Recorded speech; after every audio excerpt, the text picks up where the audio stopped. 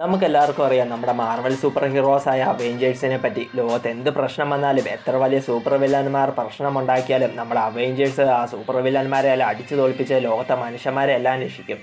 പക്ഷേ ഇങ്ങനെ ലോകത്തെ രക്ഷിക്കുന്ന നമ്മുടെ അവെഞ്ചേഴ്സിൻ്റെ ജീവിതത്തിൽ ചില നാണക്കേടുകളൊക്കെ സംഭവിച്ചിട്ടുണ്ട്. എന്തിന്, കുറച്ച് സൂപ്പർ വില്ലന്മാരുടെ മുന്നിൽ തുണി പോലും ഇല്ലാതെ അവെഞ്ചേഴ്സിന് നിൽക്കേണ്ടി പോലും വന്നിട്ടുണ്ട്. അപ്പോൾ നമുക്ക് ആ കഥയിലേക്ക് പോവാം. ഈ ഒരു കഥയിൽ സൗറോൺ എന്ന സൂപ്പർ വില്ലനെ പിടിക്കുവാനായി Captain America, Spiderman, Ironman, Spider Woman, പിന്നെ ലൂക്കേജ് എന്നിവർ അടങ്ങിയ അവെഞ്ചേഴ്സിൻ്റെ ടീം ഒരു ദ്വീപിലേക്ക് ചെല്ലും. അവിടെ എത്തിയതും ഈ സൗറോണിനെ പിടിക്കുവാനായി നേരത്തെ ആ ദ്വീപിൽ വന്നിരിക്കുന്ന വോൾവറിനെ അവെഞ്ചേഴ്സ് കണ്ടുമുട്ടുകയും ചെയ്യും.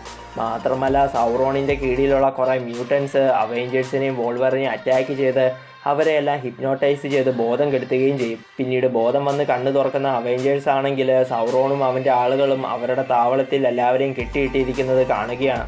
മാത്രമല്ല ഇപ്പോൾ ആരുടെയും ദേഹത്ത് ഉടുപ്പില്ല എന്നും എല്ലാവരുടെയും ജെട്ടി പോലും അഥവാ ഷഡ്ഡി പോലും സൗറോണും അവൻ്റെ ആളുകളും ഊരി മാറ്റിയിട്ടാണ് എല്ലാവരെയും കെട്ടിയിട്ടിരിക്കുന്നതെന്ന് കണ്ട് അവെഞ്ചേഴ്സും വോൾവറിനും ആകെ ഞെട്ടിപ്പോവുകയാണ്.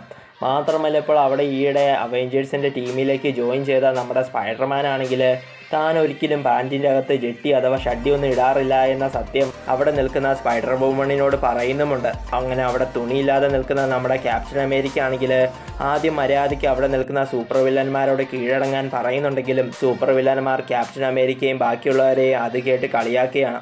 അപ്പോൾ തന്നെ നമ്മുടെ ടോണി സ്റ്റാർക്ക് ആണെങ്കിൽ അവിടെ സൂപ്പർ വില്ലന്മാർ അഴിച്ചു വെച്ചിരിക്കുന്ന തൻ്റെ ആർമറിനെ തൻ്റെ വോയിസ് ഉപയോഗിച്ച് ആക്ടിവേറ്റ് ചെയ്ത് ആർമറിൻ്റെ സഹായത്തോടെ അയൺമാനും ബാക്കിയുള്ളവരും സൂപ്പർ വില്ലന്മാരുടെ തടവിൽ നിന്ന് രക്ഷപ്പെടുകയാണ്. എന്നിട്ട് പഴയതുപോലെ ഡ്രസ്സൊക്കെ ധരിച്ച് പതിവ് പോലെ സൂപ്പർ വില്ലന്മാരെ അവെഞ്ചേഴ്സ് അടിച്ചു വീഴ്ത്തുകയും ചെയ്യും.